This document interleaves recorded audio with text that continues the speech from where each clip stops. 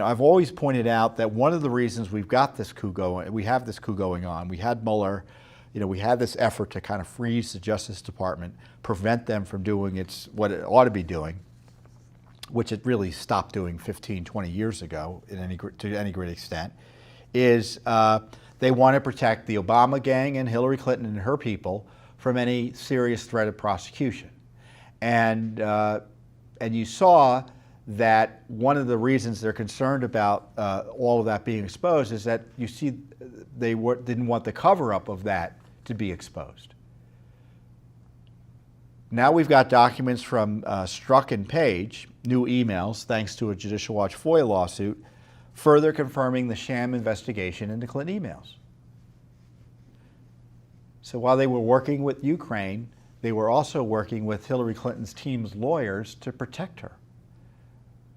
Now, we had sued for Page Strzok documents, and of course we've been getting the slow wall and a stone wall. They want to wait till the year 2021, 2 years from now, before they give us all the documents. And the documents are confirming that the Clinton email investigation was a sham, which in a just world would result in the reopening of the criminal prosecution or criminal investigation of Hillary Clinton. Two March 2016 emails show that then FBI General Counsel James Baker and then FBI Director Andrew McCabe had discussed meeting with attorney Beth Wilkinson, who was representing Clinton aides Cheryl Mills, Heather Samuelson, Jake Sullivan, and Philip Raines. Now, Mills and Samuelson were responsible for deleting those 30,000 emails. And they're getting special treatment, special favors, and special communications from the FBI General Counsel. That never happens. I don't know what Beth Wilkinson was paid or whether she was paid at all, but she got those clients got their money's worth. She got the top FBI lawyer to eat out of the palm of her hand. The FBI officials discussed holding discreet meetings with Wilkinson in secure locations that were set up to avoid, quote, any stakeouts by the press. Cheryl Mills, she was Clinton's, I think, chief of staff, senior counselor, whatever the title was, one of her top people, been a longtime Clinton person. She knew about the emails in the State Department. And then we deposed her. Then she becomes her lawyer who manages the recovery or removal or retrieval or whatever you want to call it, sending emails back to the State Department. But before that happened, they deleted half the emails, including, as we found out later, classified information. Mills should have been the target, not a witness. Judge Lamberth, in one of our cases, the FOIA case that uncovered the emails, this is what she had to say. This is what he had to say about Cheryl Mills. Lamberth said that he was dumbfounded that Mills had been given immunity and was allowed to accompany Clinton in an FBI interview. Typically, someone who is like a fact witness like Mills wouldn't be allowed to be the lawyer in an FBI interview like that. But Clinton world, they got all the favors. Trump world, they get spied on. Clinton world, they get special help from the FBI lawyer, the top FBI lawyer. Judge Lamberth, I had myself found that Cheryl Mills had committed perjury and lied under oath in a published opinion I had issued in a Judicial Watch case where I found her unworthy of belief. And I was quite shocked to find out she had been given immunity by the Justice Department in the Hillary Clinton email case. So I did not know that until I read the IG report and learned that, and she had been accompanied the secretary to her interview. So there was another email case Judicial Watch was involved in against the Clintons back in the day. So we know what they're capable of doing. In an email exchange with Assistant Deputy Director Jonathan Moffa, Strzok and Page discusses Clinton aides' laptops, and they just got the laptops. And it seemed like they were happy that Wilkinson told them the laptops did not contain Clinton's 60,000 emails.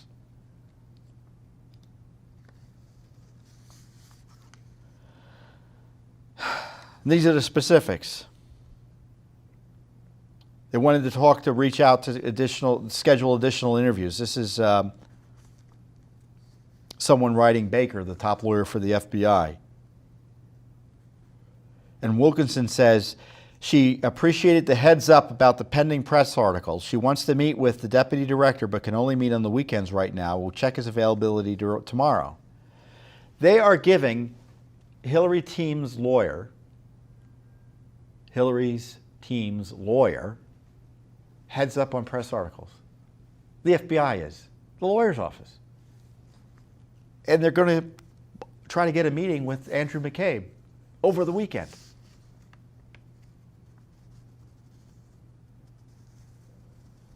Baker emails interview officials saying he just spoke with Wilkinson. I think we are now back on track. She is going to call today or tomorrow about scheduling the next interview.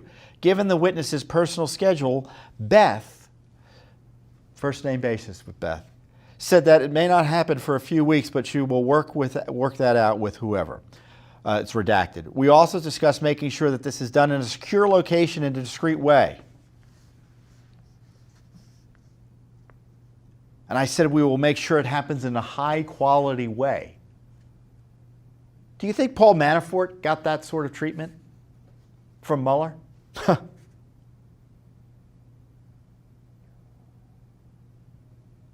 Baker writes,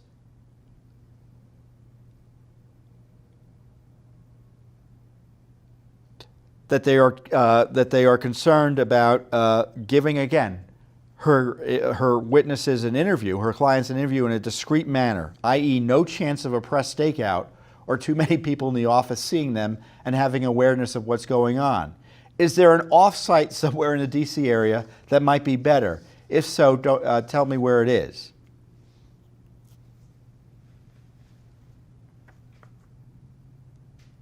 They're trying to take care of, I mean, these are senior level of people. Samuelson was the lawyer that deleted the email. Cheryl Mills supervised her.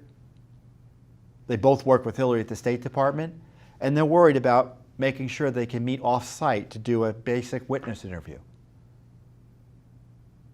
Again, do you think Manafort got that sort of treatment? Roger Stone? People like that? Nope. They get early morning raids with guns drawn. The Clinton team, they get heads up on press stories, and they're on first name basis with the lawyers. Top lawyer of the FBI. Even Strzok gets annoyed by all of this. Big news of the day, Beth, presumably Wilkinson, said none of the laptops we have had the original 60,000, meaning the emails. The two that did were and are the personal laptops of Cheryl Mills and Heather Samuelson. Oh. Big news of the day, March 20th, 2016. This is a year and a half after the emails are first discovered. Remember, they found them in 2014, thanks to Judicial Watch, our pressure. 2 years.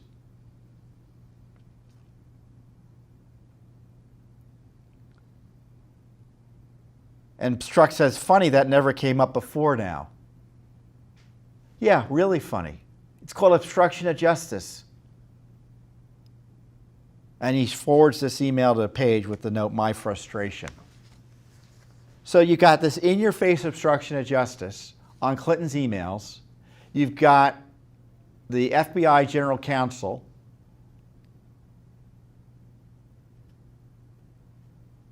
helping Hillary's deleters with special treatment for interviews. Is it any surprise that Clinton wasn't prosecuted when you had this sort of corrupted insider gamesmanship going on? These documents show that Hillary Clinton's team had advocates at the top of the FBI. Who needs Beth Wilkinson when you got James Baker doing your legwork for you? FBI General Counsel. And remember, this isn't the only work that they were doing. We had documents showing that they were coordinating with the Hillary Clinton's lawyers as well, James Baker. Not only on the Clinton email issue, the Wiener laptop issue, Judicial Watch uncovered that, but they were also meeting with Hillary Clinton's campaign lawyers on Russia. Is the IG going to focus on that? I hope. Durham's focused on that. Extraordinary. I've never met with the FBI General Counsel. We see the FBI all the time. We're in litigation with them all the time. Why doesn't the FBI General Counsel talk to us? I've never tried to get a weekend meeting with the Deputy Director. Judicial Watch is a major national interest group. Public educational group, 750,000 supporters, active supporters, millions of other supporters. General Counsel doesn't call us to say, hey, how can we get these documents to us? Wouldn't that be nice? But in Clinton world, you can commit in-your-face crimes and get special favors from the FBI. Been no accountability for this. And again, these records are being slow-walked to us.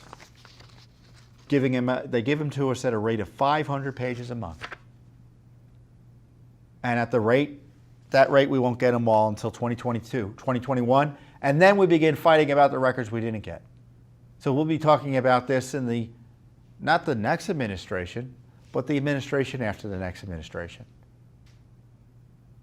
That's how far out this case will go at this rate. Director Wray, where are you? Why are you still allowing the FBI to cover up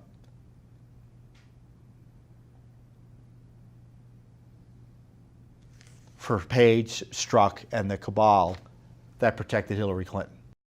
The most important news of the day, or of the week, maybe of the month, maybe of the year, that there's confirmation that there's a strong evidence of a crime was committed in the Spygate targeting of President Trump. And what do I mean by Spygate targeting? I mean the FISA warrants that we now know about thanks to Judicial Watch's litigation. We obtained the 4 FISA warrants, the initial application, and the 3 renewals used to target Carter Page.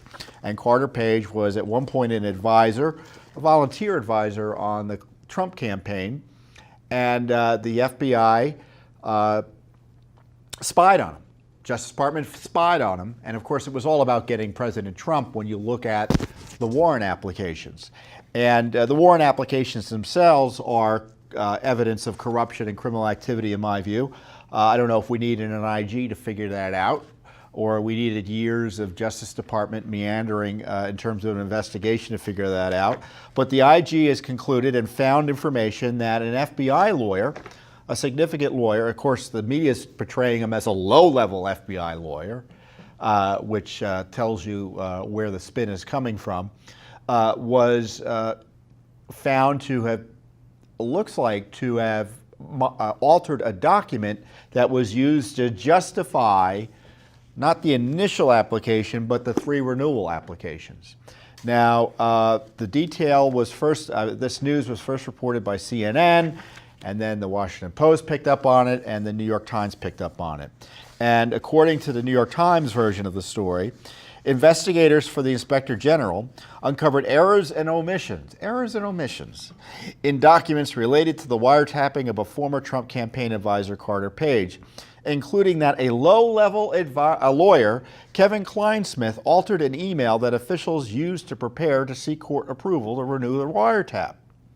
Now, we referred these issues to John Durham, who had been appointed by Attorney General Barr to investigate whether there were any crimes related to the opening of the the Trump Russia spy operation by the Obama gang.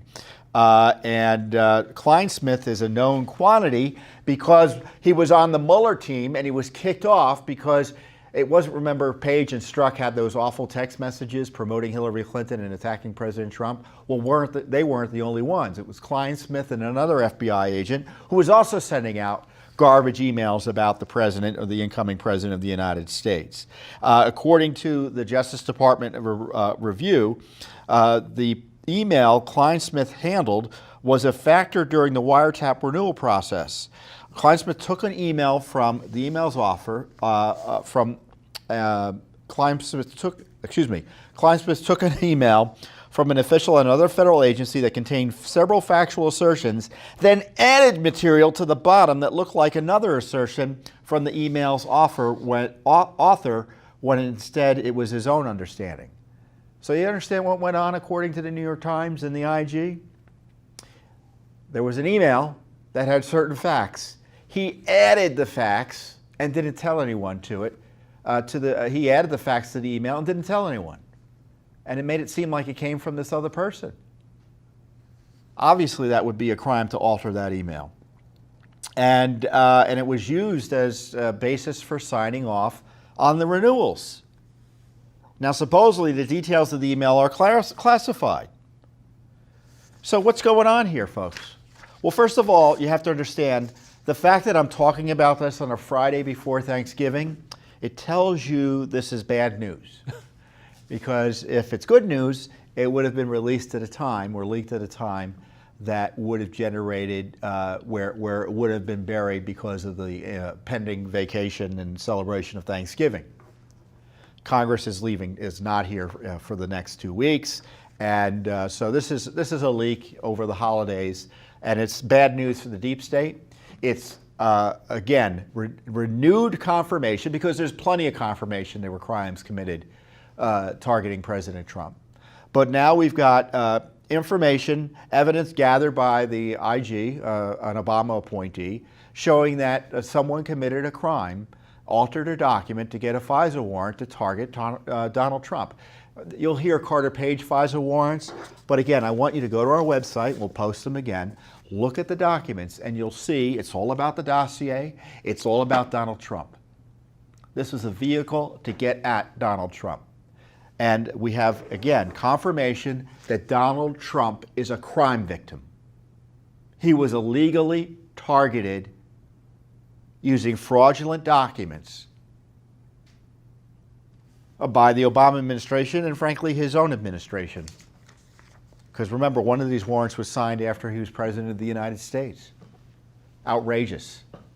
And I tell you, what the New York Times is reporting and the Washington Post is reporting, and it's hard to tell whether they're what they're basing this on, because there are people with a self-interested motive or kind of an ulterior motive potentially for describing the IG report as such. But supposedly the IG report makes no conclusions or suggests that the FISA applications were okay, or the initial investigation was okay, it had a good that it was opened appropriately. I don't believe any of it. We'll see what the report says. But it wouldn't surprise me, given the way the IG has operated before, if they find evidence of criminal misconduct, but then say generally the investigation was okay. Of course, none of that makes sense. That's what they did with Hillary Clinton. They found all sorts of evidence of misconduct, but then said generally it didn't factor into the investigation of either Russia or Clinton.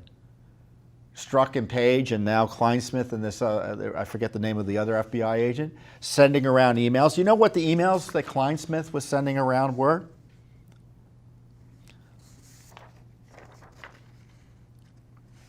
Let me hold on a second. Ah, here it is. Kleinsmith lamented Clinton's loss the day after the election, messaging to several FBI employees. So he sent this around the office. I am numb. I am so stressed out about what I could have done differently. What he could have done differently? He's an FBI agent. He really can't do much other than vote. Kleinsmith also expressed regret over the reopening of the Clinton email case on October 28, 2016, arguing that it, quote, broke the momentum of the Clintons' campaign. He warned at the time that the belated move would be, which was pressured by leaks of over the discovery of additional classified emails on the laptop of Clinton's aide in New York, Anthony Weiner's laptop, could initiate, quote, the destruction of the Republic. Kleinsmith messaged another FBI employee that he was, quote, just devastated, unquote, over Trump's unexpected victory.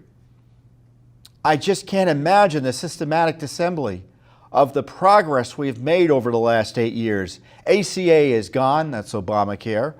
Well, of course, it wasn't gone. It turns out he was wrong on that. Who knows if the rhetoric about deporting people walls and crap is true. I honestly feel like this is going to be a lot more gun issues too. The crazies won finally. The crazy, if you voted for Trump, you're the crazies. This is the Tea Party on steroids, and the GOP is going to be lost. They have to deal with an incumbent in 4 years. They have to fight this again. Also, Pence is stupid. Weeks later, he writes, Viva la Resistance, signaling he planned to fight back against Trump. This guy was on the Russiagate team. He was doing the legwork on getting spy warrants targeting President Trump, and he was helping Mueller try to put him away. And now it's confirmed it looks like he committed a crime. He resigned shortly after the IG interviewed him about the altered email.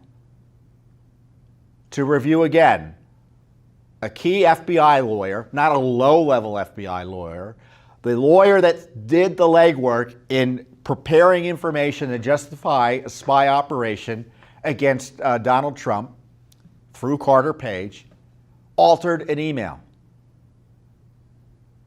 in a criminal fashion, according to the IG, and it's been referred to John Durham for criminal investigation. Carter Page is a crime victim. President Trump is a crime victim. Their civil rights have been violated. And what are we talking about here in Washington, D.C.? Removing the president for asking questions about conduct related to this activity. I've said it once and I'll say it again. This coup attack on President Trump is all about this issue. Distracting from the crimes committed to target him. And yes, it involved Ukraine. I'll get into that later. But it goes to show you why it's important that we get the truth out about what went on here. Because there's all sorts of information that, and look at this document. This is the FISA warrant application. Never before released to the American people, a FISA warrant application. It was only released after Judicial Watch and others sued. I think USA Today sued. It was only released because the president said, we should release it in response to a declassification request from Devin Nunes and people like that. But look at this is an example of what is not classified. And the email that supposedly needs to be classified, I guarantee it doesn't need to be classified. And this is what the president needs to do. He needs to order full declassification of this warrant application.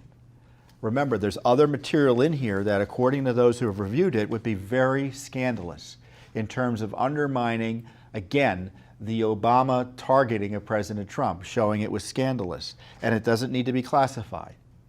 And it hasn't been declassified yet. Barr has the authority to declassify it. The president, obviously, has the authority to declassify it. And certainly these underlying materials, like this altered email, we're not going to see that. Is that what's going to happen? I hope not.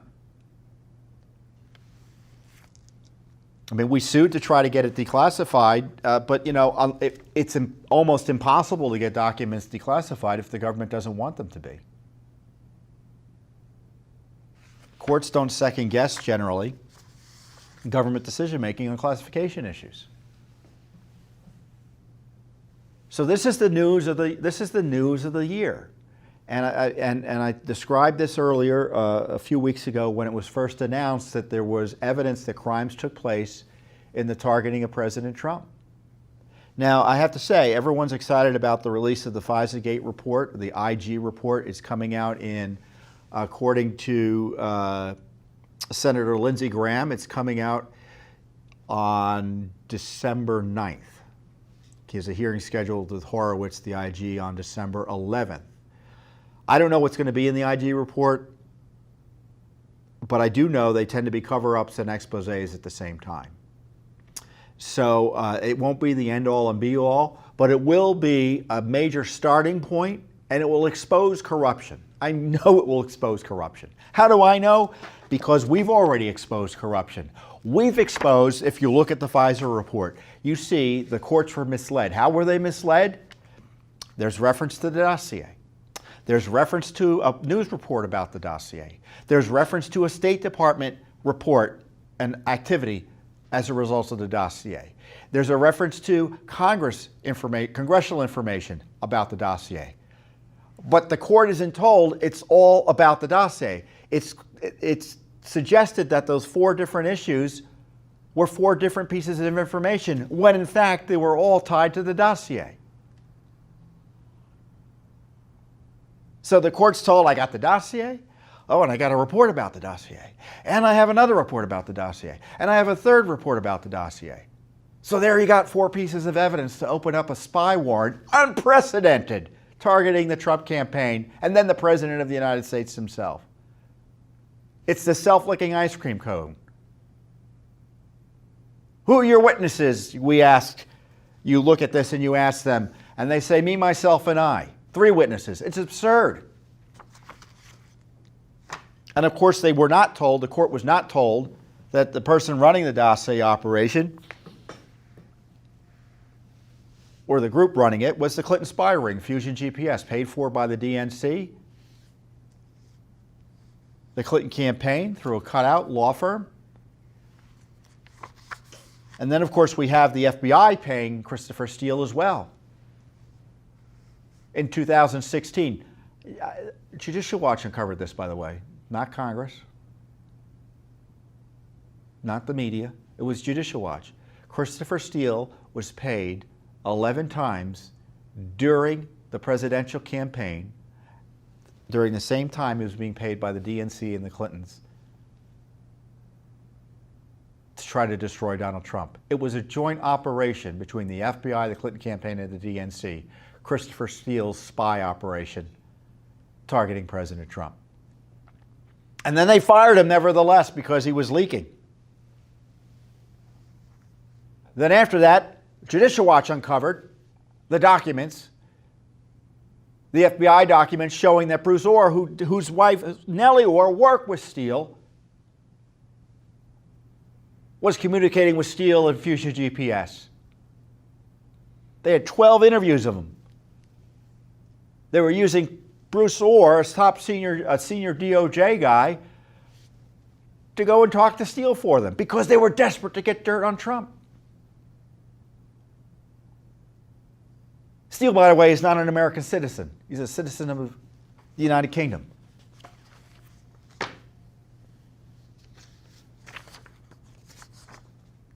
And the documents show Nellie Orr was laundering all this garbage from Steele and the dossier group through her husband. Wild conflicts of interest to the FBI and DOJ.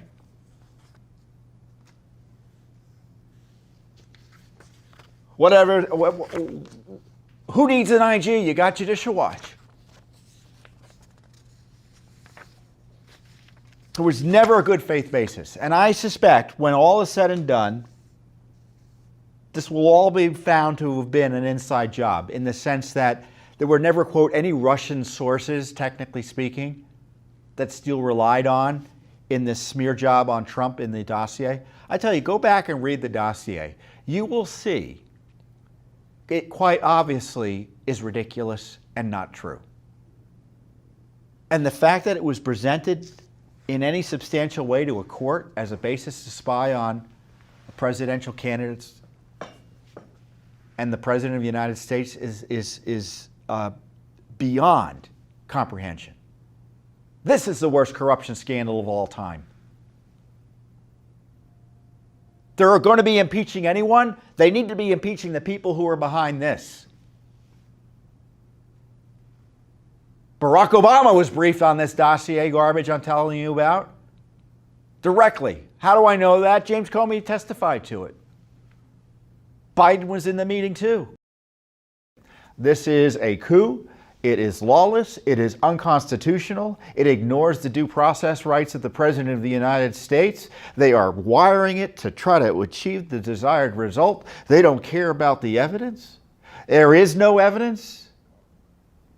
And despite all the cheating, despite all the corruption, the coup cabal, in my view, seems to be losing. They had these public hearings, you may recall, not because they planned on it, not because they wanted to. It's because of pushback from you, the American people, and leadership from groups like Judicial Watch, the President of the United States, and insistent members of Congress who demanded more transparency and at least the modicum of a process that echoes the core themes of fairness, due process, and constitutionality that Americans expect in the awesome power to impeach and remove a president of the United States. So as a feint in that regard, they started releasing transcripts, although we still don't have all the transcripts. And they did these public hearings because I'm convinced they never wanted to do the public hearings. They wanted to do these secret testimonies and then tie it all up in a bow like the fraudulent whistleblower complaint they used and hand it off to the House Judiciary Committee that would have done a scam hearing or two and then pushed it out on to the full House to get impeachment. But that has collapsed. So they had to go through these public hearings because evidently they weren't getting the support they thought they would have from even Democrats in the Hill to go straight to impeachment. So the impeachment hearings, the coup cabal hearings, the show trial has confirmed there's nothing there. There's no evidence of misconduct by President Trump, let alone the type of misconduct that would lead to the removal of him from office. There's no basis for impeachment. In fact, as we've been talking about repeatedly on our weekly updates here and on media, it's the gossip girl impeachment. It's bureaucrats complaining about the president, hearing rumors and second and third and fourth hand information about what the president's policies were, being worried about them, and only in Washington could the corrupt media allow and our corrupted institutions allow what is essentially water cooler gossip to rise to the level of impeachment evidence against the sitting president. I want you to think about your workplaces. And when you sit around with your colleagues during break times and other parts of the day, when you're kvetching about the boss, do you think that ought to be the basis for firing your leadership in your company? Of course not. And especially in Washington, D.C., it is part of the job to complain about your supervisors and certainly the president. That's what these bureaucrats do for a living. In fact, and frankly, look, we have a lot of experience dealing with government bureaucrats at Judicial Watch. My experience is they spend a good part of their day complaining about work. And so the higher up it is, you think it gets less? Oh no, it gets more. And in this case, you had the Ambassador Taylor and I forget his title, but Mr. Kent testify the other day to what I don't know. They were concerned about a possibility that the policy that they wanted to pursue on Ukraine wasn't being pursued by the President of the United States. Again, you have to go back, look at the transcript, as the president says. And he's just released the second transcript, which was also, quote, perfect by any reasonable measure. He was rightly concerned about corruption, and his underlings were figuring out ways to implement his concerns.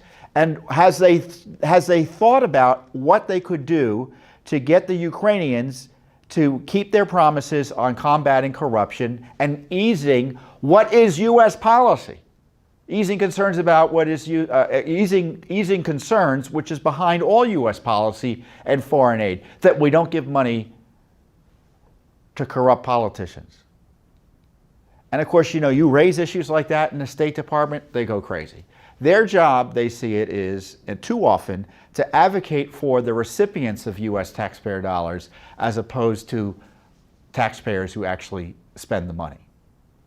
So there was a 55-day pause, as we now know, as they figured out what to do and how to implement the president's agenda.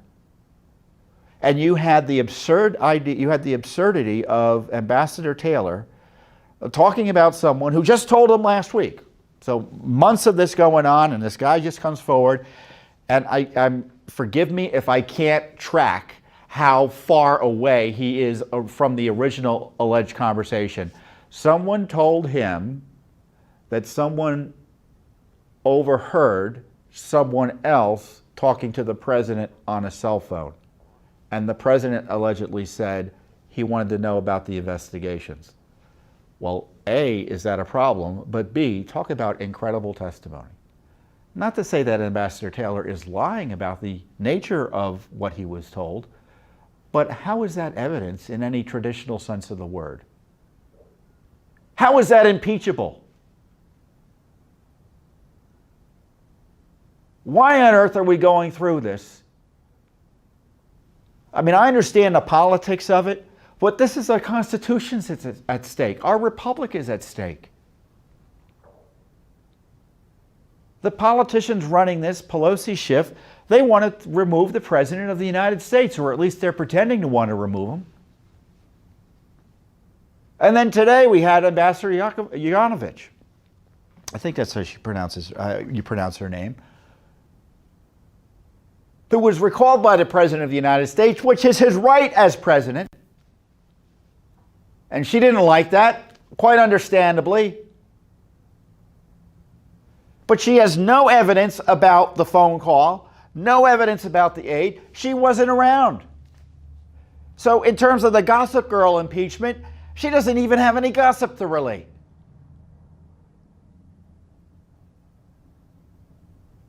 And as part of the permanent bureaucracy in the State Department, she didn't like Rudy Giuliani daring to come around knocking on doors asking why isn't anyone investigating all this Ukraine corruption in front of everybody. She says she was told the president lost confidence in her. I tell you, for all of the pretend concern about her, it's pretty clear there was good reason for the president to have lost confidence in her, because she highlights the fact that she is anti-corruption, and that's the goal of U.S. policy. But when asked about the specific issues of Ukraine interfering in our elections, the connections with Burisma, she was uninterested, defensive, and full of excuses for the conduct at issue. And what was the conduct at issue? You had a Ukraine state entity releasing material on Paul Manafort and his connections to Ukrainian political parties, obviously in a way to impact the election. It led to Manafort's indictment in part. You had the Ukrainian embassy working with Alexander Chulupra, who was a DNC consultant, to dig up dirt on Trump, or try to. And then I think you had the title, I think he was the ambassador from Ukraine, write an op-ed attacking President Trump. The Ukrainians knew what they did. They were worried about how the newly elected president would react to their interference in the campaign. But our ambassador to Ukraine, she didn't think any of it was terribly important.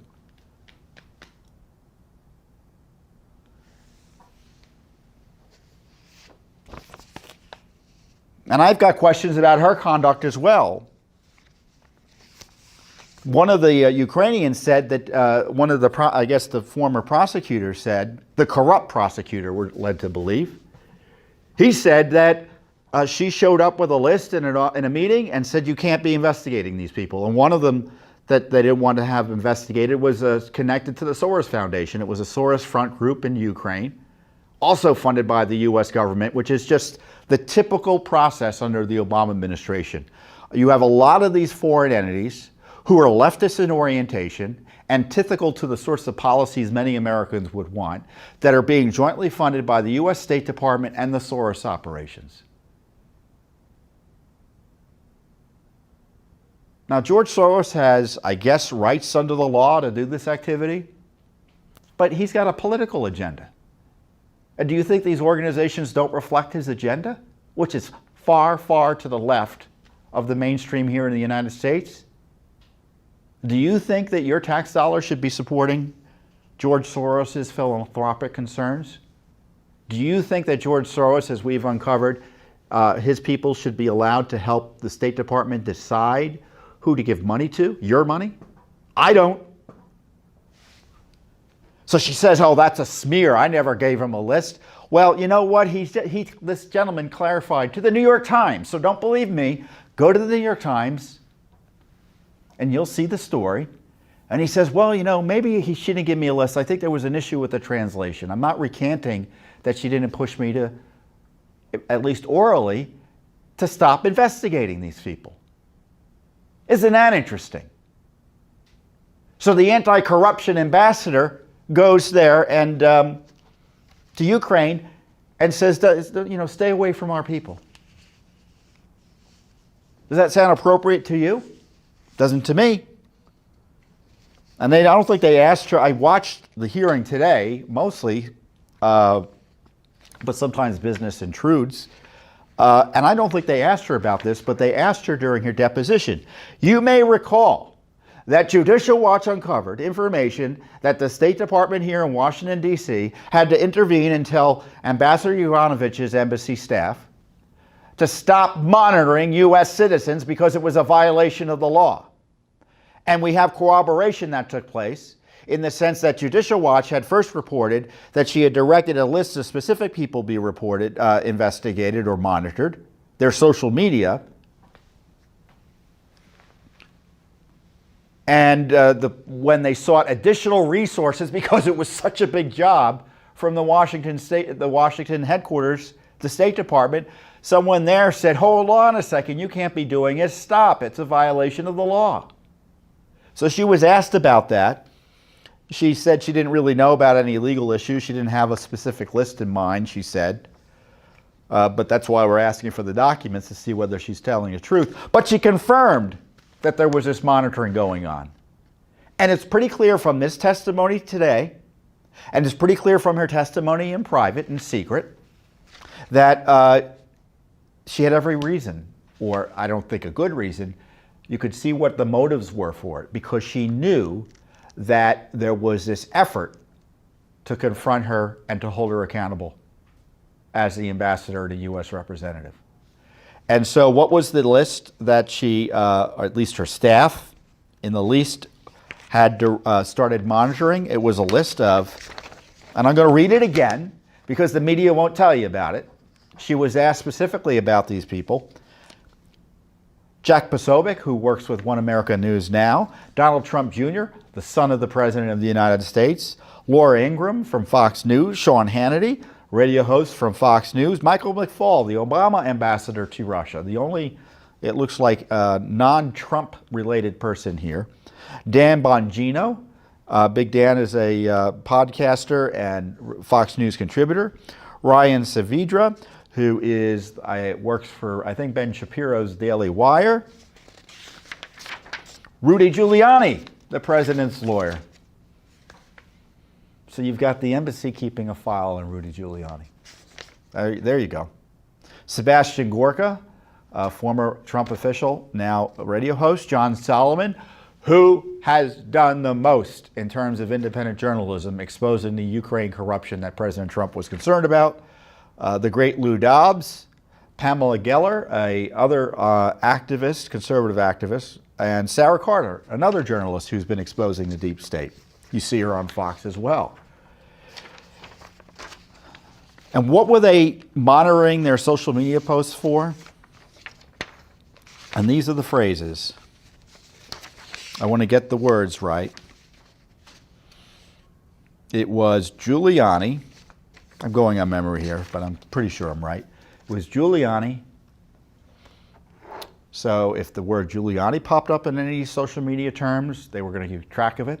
If the word Giuliani popped up, Soros and Biden and Yovanovitch, because she had a self-interest here. So you had U.S. government resources. Imagine if you were being targeted like this. Would you want the United States government tracking to see what you were saying on social media about a government official and keeping a file as such? Of course not. And indeed, the law prohibits that from happening in most cases. Now, if you're the target of a legitimate investigation, yeah. But you don't get a file created on you just because a bureaucrat's nervous about her job. And I want to say a little bit more about this. Forgive me for going off a little bit. But when I hear Ambassador Yovanovitch invoke those Benghazi deaths and the noble history of the career Foreign Service, and how because she was fired, because the president dared to exercise his constitutional prerogatives to withdraw an ambassador, how the career Foreign Service, their morale was low and it was terrible that it happened. Spare me. I'm sure there are, and of course it goes without saying, there are patriotic, honorable people who work in the State Department. As a bureaucracy generally, the career Foreign Service is one of the worst. She was talking about how Ambassador Stevens was a great example. a man needlessly murdered as a result of reckless activity by Obama and Hillary Clinton, then Secretary of State. And then there was a massive cover-up of the circumstances of that murder, where you had the State Department and all the president's women and men out there lying about what happened, calling it a spontaneous demonstration in response to a video, when in fact it was a pre-planned Al-Qaeda terrorist attack that they had tons of forewarning was going to happen. Where was the Foreign Service career bureaucrats in holding Hillary Clinton accountable? I didn't see them running to Congress to impeach her or to impeach him. And more directly on Hillary Clinton, Judicial Watch has been granted discovery where we've been gathering evidence in two cases where we've deposed Foreign Service officials and other career bureaucrats. And you know what we've seen? We've seen people who have defended the indefensible, pretended and looked the other way and ignored the corruption of Hillary Clinton's email usage and mishandling classified information, and were protecting her then and are protecting her now. When you hear career Foreign Service, that equals deep state. It's like the epitome of the deep state. They think they're entitled to the jobs they have, and they think that their policies, their predilections, should direct our foreign policy, as opposed to, oh my Lord, the President of the United States who was elected by you, the American people. They have contempt for our elections. They have contempt for the leaders we place into office. And if they agree with them, if in the case of Barack Obama, it was simpatico. In the case of most Republicans, they're enemies of any Republican in the White House. Anyone who has even a modest conservative or anti-establishment approach on foreign policy. And with President Trump, it's a crisis for them, because he strikes at the heart of givens for both the Democrat and Republican establishments. So surprise, surprise, they're up in arms. And we know directly that the Foreign Service and career bureaucrats at the State Department, their number one goal is to destroy anyone who's daring to implement President Trump's policies in any effective way. We've seen it up close.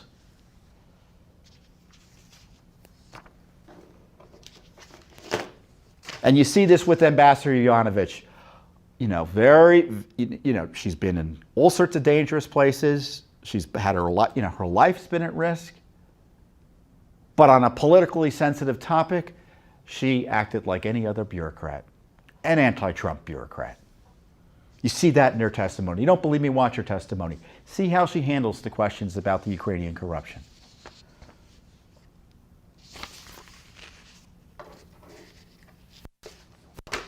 So what's the good news? What's the good news? Well, I'm actually cautiously optimistic that impeachment won't get voted on by the House. They don't have the votes.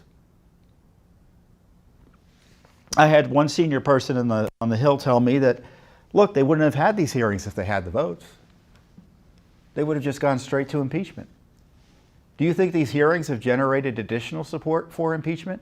Additional support for the coup? I don't think so. I think it's actually diminished support for the coup. To the degree there are sensible Democrats on the Hill, and yes, there are sensible Democrats on the Hill. Judicial Watch is nonpartisan. There are Democrats who are well-meaning, however philosophically opposed they may be to one's conservative values. I think signing on to impeachment was inexcusable for anyone. But it's pretty clear to me that there's probably a sizable number of Democrats who realize that Adam Schiff has been lying to them about Donald Trump. Because Adam Schiff has said repeatedly, never held accountable. He had evidence of collusion with the Russians, never showed it, it was a big lie. He never had evidence of collusion. There was no collusion. Of course, he knew that. And then now he's saying there was evidence of misconduct in this Ukraine controversy. And now it's shown to be lacking in foundation. There is no evidence of misconduct. There's evidence of his misconduct. The other irony of this whole coup cabal show trial hearing is that as President Trump is being kind of exonerated in large measure, Joe Biden is being further implicated, because you had Mr. Kent on Wednesday, the ambassador today, confirm and reconfirm there were concerns about Burisma and Biden in not the Trump State Department, not by Donald Trump, not by Rudy Giuliani, but by the Obama State Department, and yes, the Obama White House. They all knew about it, and it was something that made them nervous. Again, exposing why they are desperate to destroy Trump, because he's onto something. You have to remember also, Ukraine was the vehicle to try to get Trump on Russia. How do we know that? That's what the Manafort trials were about, his connections to Ukraine. He was working with pro-Russian political parties, and they thought they could somehow turn him against President Trump to prove their fraud collusion theory. Or manufacture it, because they would have had to rely on false testimony, because there was never any evidence of collusion. We had the Associated Press launder Ukraine information to the Justice Department to try to destroy Donald Trump. How do we know that? Because Judicial Watch got the documents 2 weeks ago. Look at them on our website. Ukraine was the key focus of those trying to take out President Trump during the Mueller operation. But now we're not allowed to talk about any of that. In fact, we have to remove him, the left would tell us, for daring to ask questions about that corrupt alliance with Ukraine to try to destroy President Trump.